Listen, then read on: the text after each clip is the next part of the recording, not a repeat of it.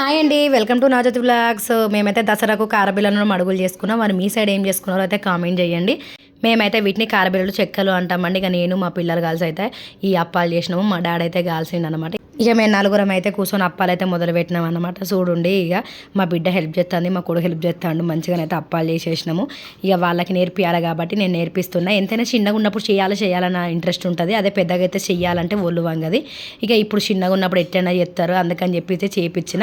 ఇక దసరా అంటేనే non veg మందు ఇట్లా అప్పాలు చేసుకున్నాడు కాబట్టి ఇక అప్పాలు అయితే చేసేసినాం అన్నమాట.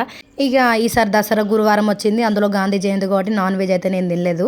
ఇక ఒక వెజ్ తోటే కానిచ్చేసిన. ఈ సంవత్సరం దసరా అట్లా అయిపోయింది. ఇక అక్కడ నుండి అప్పాలు అయితే తీసుకొచ్చుకున్నాము. మా అత్తమ్మ కూడా కారబిల్లలు మడుగులే వేసింది.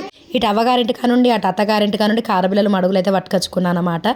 ఇవైతే స్నాక్స్కు పనికొస్తాయి అనుకో. ఇక పిండి విషయానికి వస్తే సత్తుపిండి, కొబ్బరి పొడి, నువ్వుల పొడి, పల్లీల పొడి అయితే తెచ్చుకున్నాను అనమాట. ఇక అవన్నీ అయితే ఎట్లా కథం చేస్తాం అన్నది అయితే నాకు పెద్ద డౌట్ ఉన్నది. ఇక అట్లనో ఇట్లనో అయితే పల్లిపిండి, నువ్వుల పిండి, కుడక పొడి అయితే ఉడగొడతా కానీ సత్తుపిండి ఎట్లా ఉడగొడుతుందో తెలియదు.